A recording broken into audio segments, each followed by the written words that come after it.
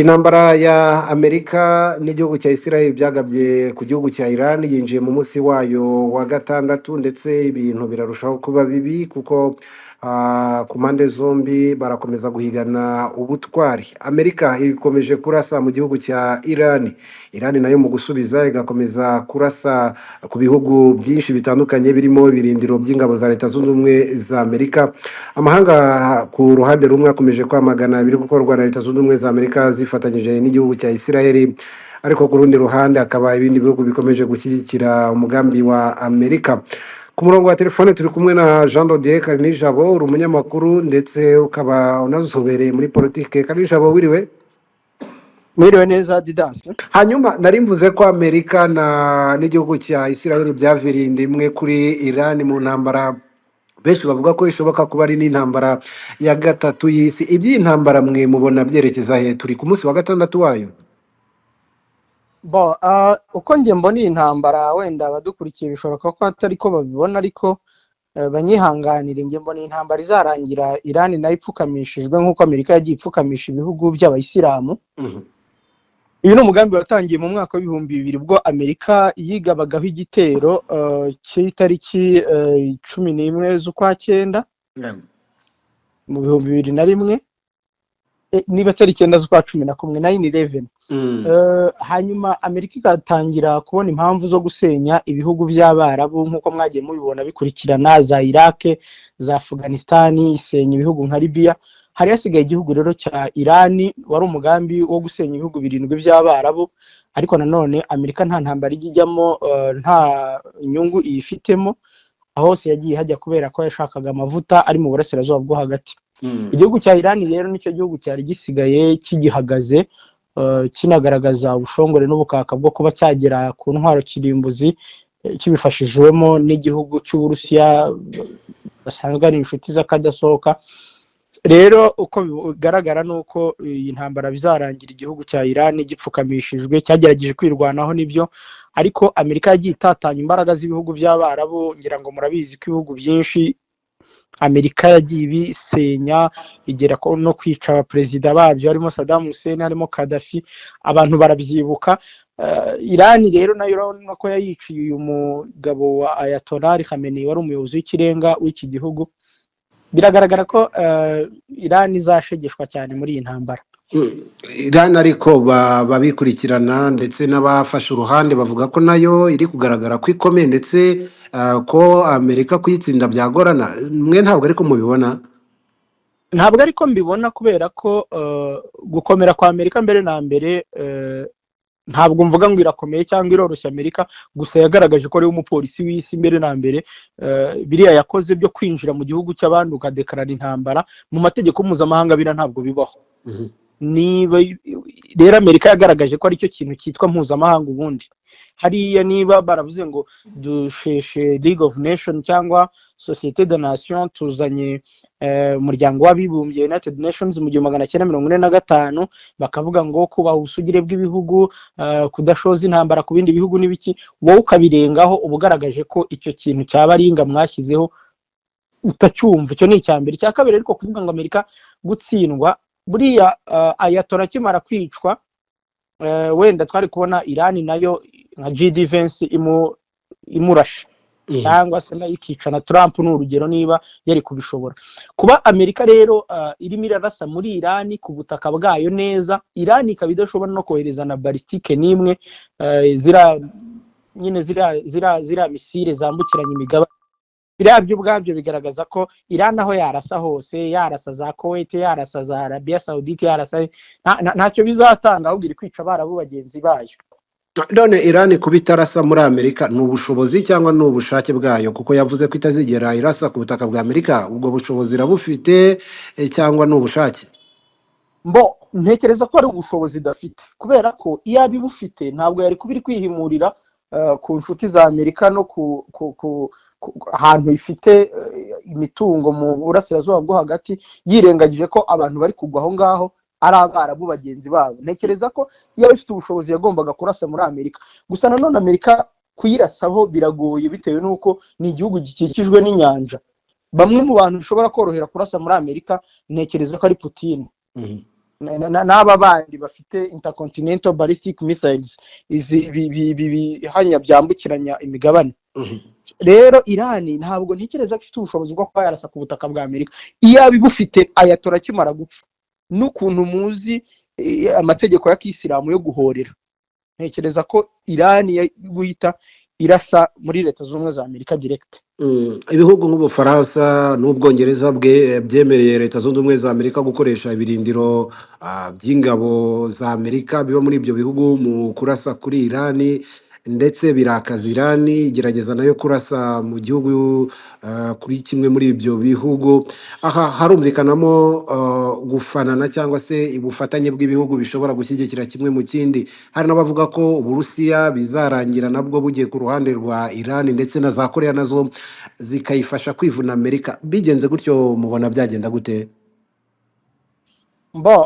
Ntekereza ko abanyaburayi bafashe uruhande rwa Amerika, ubwo ndavuga ntabwo ari ibihugu byose, kuko nka Espagne yo kategorikuma yamaganye ibi bintu.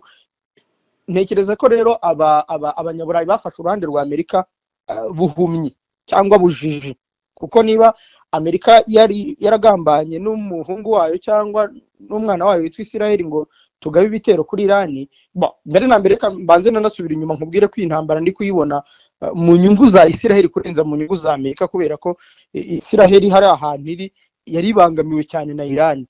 Sinzi n'umuntu wo mu nteko ishinga amategeko ya Amerika w'umudepite wavuze ko bari kurwana intambara ya Israel batari kurwana intambara y'abanyamerika. Niba Amerika yarapanze na Israel kurasa kuri Irani itamenyesheje Ubwongereza, bari bahuriye muri wa muryango ya koperative yitwa OTAN, itabamenyesheje, abagiye inyuma yose bose ya Amerika muri abo banyaburayi bagiye inyuma ya Amerika buhumyi kandi bujiji. Kubera ko nubwo Minisitiri w'Intebe w'Ubwongereza Keir Starmer avuga ko atazajya mu ntambara, ariko deja yamaze kwemerera Amerika gukoresha ibirindiro by'Abongereza byari muri Chypre. Urabyibuka ko mu minsi yashize Irani yarashe no kuri Chypre nayo ubwayo. Ibyo bintu rero bishobora gukongeza intambara.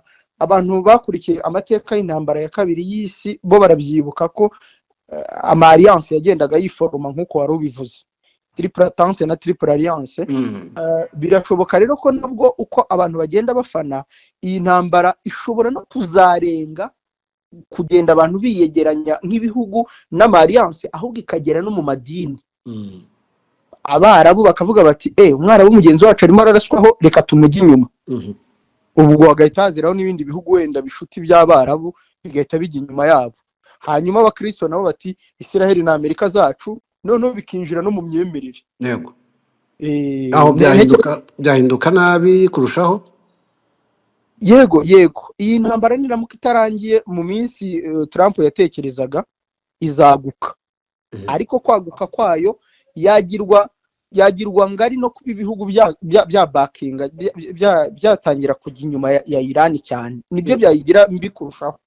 Ariko Irani nibura abafatanyabikorwa bayo nk'Abarusiya n'Abashinwa ubona bacecetse, kuko nabo Ubushinwa bwubikiriye Taiwan, Uburusiya buracyari muri Ukraine, kandi Uburusiya burateganya no gutera Uburayi bunyuze mu duhugu kwa Lithuania, twa Estonia na za Polonye ziriya.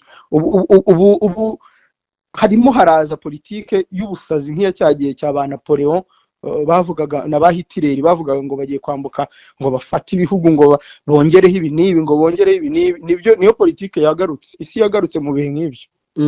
Twabonye igihugu cya Espagne kitarya indimi ku bigendanye n'umugambi mubisha wa Leta Zunze Ubumwe za Amerika na Israel mu gutera Irani. Hari icyo kwihagararaho kwa Espagne cyangwa se uruhande ihagazeho cyahindura muri iyi ntambara? Ntekereza ko kwihagarara kwa Espagne no kugaragaza kutarya indimi bishobora gutuma n'ibindi bihugu byari byaragize ubwoba bwo gukangara uwo mupolisi, uwo wigize umupolisi w'isi, nabyo biboneraho bigafata uruhande. Abantu barabyibuka Afurika y'Epfo ko ariyo yatangiye ivuga ko Israel iri gukora jenoside muri Gaza. Biza gutuma n'ibindi bihugu bigaragaza ko ibyo Israel iri gukorera muri Gaza ari amafuti ya jenoside. Biza gutuma ICC nayo isohora impapuro zo gufata Netanyahu. Yego. Birashoboka ko Espagne kino kintu yakoze cyo kutarya indimi gishobora kubera urugero ibindi bihugu, cyane cyane ibihugu bitanafite hanini bihuriye wenda n'imibereho ya Leta Zunze Ubumwe za Amerika n'ubufasha bwayo, bishobora guhita bihaguruka bigakangara. ariko abo mu mashyaka atandukanye yaba aba repubulika n'abademokarate hari igice kinini kitumva impamvu amerika iri mu ntambara, batabona n'inyungu bafite muri iyo ntambara iri muri irani. Byo ntubona ko byatuma iyi ntambara kubura ukuri cyangwa se inyungu amerika ifite muri iyi ntambara bishobora gutuma ihagarara vuba ku gitutu bashyira kuri Trump? Mu nteko ishinga amategeko ya Amerika, kubera ko bafitemo ayo mashyaka abiri ariko ubwiganze bugakunda kuba ari ubw'abarepublikani, birashoboka mu gihe bamwe mu barepublikani bakiyunga ku bademokarate bakaba bazamura ijwi, kuko nanjye nabibonye barimo baravuga bati nta mpamvu isobanutse ya Trump yo kugaba igitero kuri Irani, kubera ko atagaragaza mu gihe atari kukigaba byari kuba ari Irani yari kubiteje umutekano muke kuri Amerika gute. Nta justification cyangwa impamvu muzi yatumye Trump agaba igitero kuri Irani, kuko iyo atakigaba ntacyo Irani yari itwaye Amerika. Ntekereza rero ko uko abantu bazagenda bazamura ibi bitekerezo nk'ibyo minisitiri w'intebe wa Espagne yazamuye, n'Ubutaliyani nabonye nabwo butari kumva ibi bintu, hanyuma hakazaza n'iyo pressure iri interne muri politike ya Amerika, aho abadepite n'abasenateri babaza perezida, nabonye barimo baranatora bijyanye n'ubudahangarwa bwe mu kugaba igitero cyangwa mu gutangiza intambara, bashaka kumugabanyiriza ububasha. Ntekereza ko izo pressure zose z'ibihugu nka bya Espagne, Ubutaliyani buri kwamagana n'abandi bantu bamagana, kongeraho pressure interne yo muri politike ya Amerika, bishobora kugabanya tension y'intambara. Ariko ni still n'ubundi Irani yarashegeshwe. Irani yarashegeshwe nibyo, ariko Irani yatakaje cyangwa se yatakaje umuyobozi w'ikirenga Ayatollah Ali Khamenei, ariko yabonye umusimbura, ndetse abinjira mu mateka ye bakavuga ko nawe afite amatwara akaze yo kutava ku izima. Amerika ikomeje kurasa muri Irani ikarasa mu birindiro by'ahari ingabo za Amerika. Ninde uri gukina ikarita ya nyayo? Mu ntambara biragoye kuba ninde uri gukina ikarita ya nyayo, kuko buri ruhande ruri gutakaza. Abanyamerika bamaze gutakaza abasirikare bagera muri 6 niba atari 8. Irani nayo koko yaratakaje, nuko abantu bavuga Ayatollah ariko bakibagirwa ba Mahmoud Ahmadinejad wabaye perezida wa Irani hagati ya 2005 ngira ngo na 2013, nawe ari mu baguye muri bino bitero. Abantu baribuka minisitiri w'ingabo wa Irani nawe nyine, nuko Ayatollah ari we w'ikirenga. Kuvuga rero ngo wasimbuje Ayatollah, kuvuga ngo ninde uri gukina ikarita, izi karita zombi zakabaye zingana nk'uko nabivuze. Iyaba ari nkubita igipfunsi nanjye ngo kubita igipfunsi, apana nkubita igipfunsi njya kukubita igipfunsi umugore wawe. Ubu Amerika ntabwo iri kumva neza ububabare nk'ubwo Irani iri kumva, nta nubwo iri kumva ububabare nk'uko yakabaye bwumva harashwe ku butaka bwa Amerika zira nyubako zirimo zirahanuka nk'uko tubona izi Teherani biri kugenda. Ahubwo nge mbona ikibi ari uko Abarabu bari kwica Abarabu bagenzi babo mu nyungu z'Abanyamerika. Bikaba byakabaye byiza urasa Teherani undi akarasa Washington cyangwa New York, nibyo byakabaye bishoboka. Naho tugiye kuvuga ngo ikarita, twavuga ko Amerika ari irimo irakina ikarita yo kwica bari Abanya-Irani benshi ku muvuduko, ndetse n'abayobozi babo bakuru, mu gihe ba J.D. Vance na ba Marco Rubio biryamiye hariya i Washington bikomeje akazi nkaho nta cyabaye. Ariko ubutasi bwa Amerika buheruka kuvuga ko bwivuganye wari ufite umugambi wo gushaka kwivugana Donald Trump. Kwica Trump birashoboka bikozwe na Irani? Bikubiye gake perezida wa Leta Zunze za Amerika ntabwo usubiye no mu mateka abaperezida ba Amerika bagiye bicwa, ntabwo biba byoroshye. Ikindi urebye na situation yo kumwicamo ubu ngubu, ubwirinzi bwa noneho bwarenze ubwo yarasanganywe, kubera ko everyone can be his enemy. Noneho nabo mu butegetsi bwe batumva impamvu, nabo mu butegetsi bwe bamwegereye cyangwa n'abashinzwe umutekano we, bamwe muri bo baba batangiye no kuba enemy, abanzi be. Iki gihe kiba ari igihe noneho cyo kongera kwitonda, kuvugurura neza no kurinda birushijeho umutekano wa perezida mu gihe yashoje intambara ku kindi gihugu. ntekereza ko bigoye kumwivugana muri iki gihe. yego no, hanyuma ibihugu by'i Burayi n'ibindi bihugu bikomakomeye biri kugaragaza aho bihagaze, n'Uburusiya bwagaragaje aho buhagaze. Afurika hari icyo yagira nk'ijambo ryagira icyo rihindura kuri iyi ntambara? Ubundi iyo urebye uburyo isi imeze ubu, Uburayi na Afurika ni ibintu bibiri bitariho. Gute? Uburayi na Afurika ni abantu basigaye inyuma cyane cyane, ariko nko mu binyejana, kubera ko niba abandi barimo ejo bundi nahoze mbona Emmanuel Macron yasuye intuza yabo, ibintu ibirindiro submarine, ibintu by'ubwato burwanira munsi y'amazi. yego avuga ko amasubmarine. avuga ko bagiye kongera ingano y'amafaranga bashyira mu gisirikare, bakanongera intwaro kirimbuzi bafite. yego Iyo urebye rero ubwo mu Burayi, impamvu navuze ngo nabwo bwasigaye inyuma, ndavuga mu buryo buri geopolitique. yego Uburayi bukurikiraho Amerika igiye, nta mwanzuro wabwo uvuye muri bo ubwite bashobora kwifatira abanyaburayi. Ibihugu nk'Ubudage byaracecetse, byarakendereye, ntibikivugwa, kandi muzi Ubudage bwo hambere uko bwari bumeze. Afurika nayo ugasanga ntibashyize hamwe, ni abantu badashobora no gukora urushinge, niba ari urushinge ni urugero. Ni abantu ntabwo byakabaye bigeze mu 2026 nta gihugu na kimwe cya Afurika hatari nibura igihugu kimwe cya Afurika gitunze nucleaire. Uribuka ko cyazigize ari Afurika y'Epfo, ariko nabyo byiza kuzamo akagambane barazisenya. Ntekereza rero ko Afurika nta jambo ifite mu ruhando mpuzamahanga, ahubwo niyo kwicara bagakeba, bakayirya, bakayibaga. Nkunda kubona agafoto Afurika bayigize nk'inyama, bayishyize ku isahani, ku ruhande Abarusiya barimo bagabana, Abafaransa bahari bake, bisa nka Afurika nta jambo ifite. Uburayi nabwo uretse wenda nka Espagne irimo iritandukanya n'umwariye wayo witwa Amerika, n'Abataliyani wenda barimo baragaragaza ko ibyabaye bidakwiye. Nabonye n'Ubushinwa buvuga ko ibyo ngibyo bidakwiye, nabonye Ubuhinde nabwo bwavuze ko bidakwiye. Ibihugu by'Abarabu nabyo ubona byarafashe uruhande rwo gushyigikira Amerika, byakabaye bishyigikira mugenzi wabo Irani. Minisitiri w'intebe wa Pakistan yitwa Shahbaz Sharif nawe nabonye yihanganisha abanya-Irani ku rupfu rwa Ayatollah, ariko avuga ko nyine ngo bari kumwe n'abanya-Irani. Ariko se bari kumwe n'abanya-Irani gute batarimo barabashyigikira? Ubushinwa nabwo nabonye bushyigikiye Irani. Bwinjiye muri iyi ntambara byagenda gute? Oya, biragoye ko bino bihugu bikomakomeye bizinjira muri iyi ntambara, kuko iyo urebye uburyo isi bagenda bayigabagabana ubu, haba hariho icyo kuvuga ngo Trump yemereye Putin ko azigarura turiya duce twa Donbass, ntakomeze gutera inkunga uyu mukomediye Zelensky. Noneho akamubwira ati ngaho nanjye mumpaye Syria wa Bashar al-Assad, bakaba barahamuhaye. Ejo Ubushinwa nabwo bavuga buti turamutse twinjiye muri ibi bintu byatugora kwigarurira Taiwan. Ariko ubu Ubushinwa nibutera Taiwan, birashoboka ko Amerika izagira icyayi ikamagana, yarangiza ikavuga ngo tugiye kurasa Ubushinwa, ariko ari imikino ya politike yo kubeshya isi gusa. Nugira ngo kuba Uburusiya buri kurebera ntacyo bwakabaye bukora, bwakabaye bugira icyo bukora, kuki butari kugikora? Ubushinwa uretse kwamagana, Ubushinwa ni igihugu cyo kwamagana cyane, igihugu cyo gushyira mu bikorwa.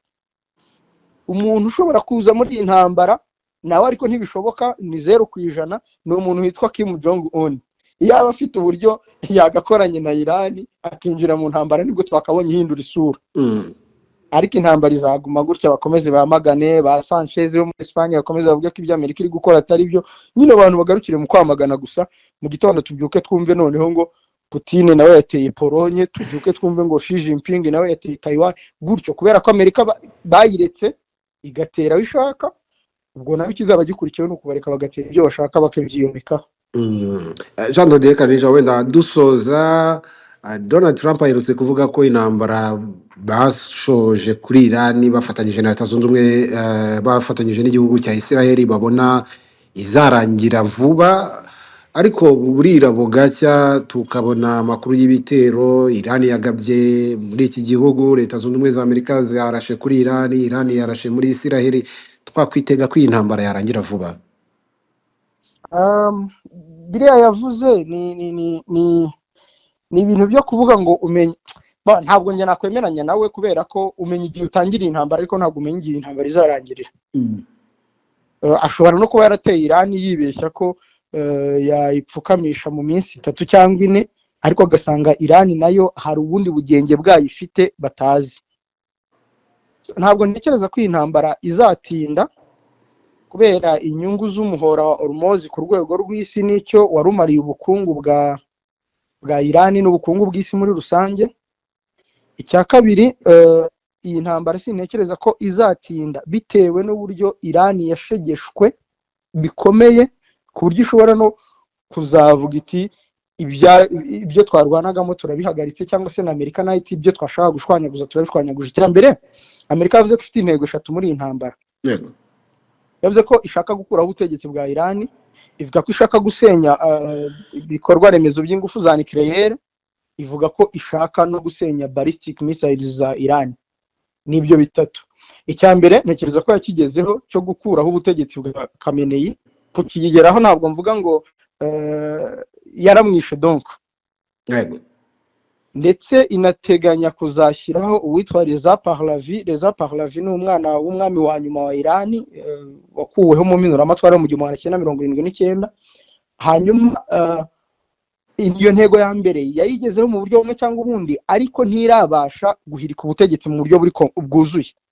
Kandi twibuke ko Irani igeze muri iyi ntambara ivuye mu myigaragambyo nayo yashegeshe ubukungu bwayo. Icya kabiri, cyo gusenya misile ntabwo ngira ngo turabona bazisenya, gusa barimo barasenya umujyi wa Tehran, harimo barasenya n'indi mijyi 5 ikomeye hari muri Irani. Icyo cya gatatu rero cyo gusenya impuzo za nucleaire, Amerika yari yavuze ko yakigezeho ubushize bwabaga ibitero ku bigo bya Fordo na Natanz n'ikindi kigo bitunganya ibintu bya nucleaire muri Irani. Ariko ntabwo ntekereza ko Amerika yaba yarakigeze icyo kintu, kubera ko buriya nucleaire kujya kuyangiza ububizi hafi aho hari abantu nayiri bwangiza. Yewe naho kugenda bakabifata mpiri, ariko ahantu hari nucleaire sintekereza ko hari umusazi ushobora gutekereza ko harasa. None umuntu ukiraho umuntu ashobora kwibaza, ariko ni ibihugu biri kurwana ariko abantu bakomeje gupfa. Imibare iragaragaza ko abarenga 1000 bamaze kugwa muri iyi ntambara. Amahanga ararebera, nta gitutu cyajyaho cyatuma intambara ihagarara vuba. Nta mahanga abaho, n'amahanga ntayabaho. Habaho Amerika, habaho u Rwanda, habaho Israel, habaho Ghana, habaho Togo, ariko amahanga yo ntabaho. Amahanga bayabaho ntabwo jenoside yakorewe abatutsi mu Rwanda yari kuba. Amahanga bayabaho ntabwo Israel iba yarateye Gaza ngo bayirebere isenye kuriya. Amahanga bayabaho ntabwo Kadafa bayarishwe kuriya ngo abantu bari. Amahanga ntakiri, amahanga ntabaho. Ni iki twita ngo UN ntabwo kibaho. Ni iki cyitwa ngo African Union ntikibaho, kubera ko iyo kibaho ntabwo ikongo bibayemo intambara imyaka 30 barebera. Ntabwo Kadafi yari kwicwa African Union irebera, bari no guhaguruka bakaba banetabara. Nyine ibyo bintu ni ibintu bitabaho by'amahanga. Ubu hagiye kujya hakora icyitwa ngo akaruta kandi karakamira n'ibyo. Jean Dodier Karinijabo, turagushimiye cyane ku bitekerezo ndetse n'ijisho rireba kure byaho iyi ntambara yerekeza. Mubaye mwifuza cyangwa se mubaye mujya nk'inama, mubona hakorwa iki? Ntacyo nukwemera kubaho nyine aho urusha undi ngufu amumira. Nibyo umukuru w'u Rwanda kuvuga ati umuntu araza akagutegeka ukubaho gusanze iwawe, ati ibyo bintu babyemeye bagire gute. Niba bafite uburyo bwo kwihagararaho bihagarara, niba bafite uburyo bwo kurwana nibarwane. Naho ibyo bya diplomasi birabirirwamo mu nama bacengacengana, bira ni ibintu bidakora, kandi namwe mwarabibonye. Ubu se amasezerano ya Washington ntaba yarahagaritse intambara, amasezerano ya Doha muri Qatar ntaba yarahagaritse intambara muri Congo. Bira bintu byo mu nama birirwamo bicaye ngo baganira basinya, bira ntabwo bibaho. Iyi ntambara udakubise umuntu ngo akubahe birangire, amenye uruhande ahagazemo nawe umenye uruhande uhagazemo, ntabwo iyo ntambara nirangira. Ubwo uravuga ko niya Kongo izakomeza? Niba umwe muri bo adakubise undi ngo amwemeze, iyo ntambara izacwekera, kubera ko ngo basinyiye Washington kubera ko bagize. Ariko igisubizo cy'intambara ni uko umuntu akubita undi akamurangiza, ukamenya ngo umushyize hasi, kuko niyo mpamvu abantu barwana. ntabwo murwana ngo mujye mu biganiro, murarwana ngo utsinde, sibyo?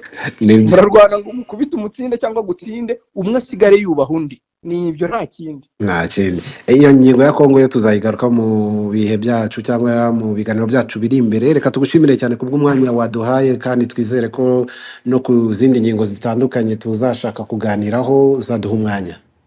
Yego, murakoze cyane Didas. Twaganiraga na Jean Dodier Kanijabo, akaba ari nyiri ikinyamakuru Primo Media Rwanda, ariko by'umwihariko akaba ari anamenyereye politike yo mu karere na politike y'isi, dusobanurira cyane cyane ku bigendanye n'iyi ntambara Amerika na Israel byashoje kuri Irani, uko ihagaze ubu n'amaherezo yayo. Iyi ni Dezumu TV 24, turakanda subscribe na kamenyetso kanditseho subscribe, ntiwibagiwe gukanda niyo nzogera ihitiza kugira ngo video dushyizeho n'andi makuru yihutirwa agezeho uyabone mu buryo bwa notification, nitwe tuyabona bwa mbere nawe ukayumva bwa mbere. Bye.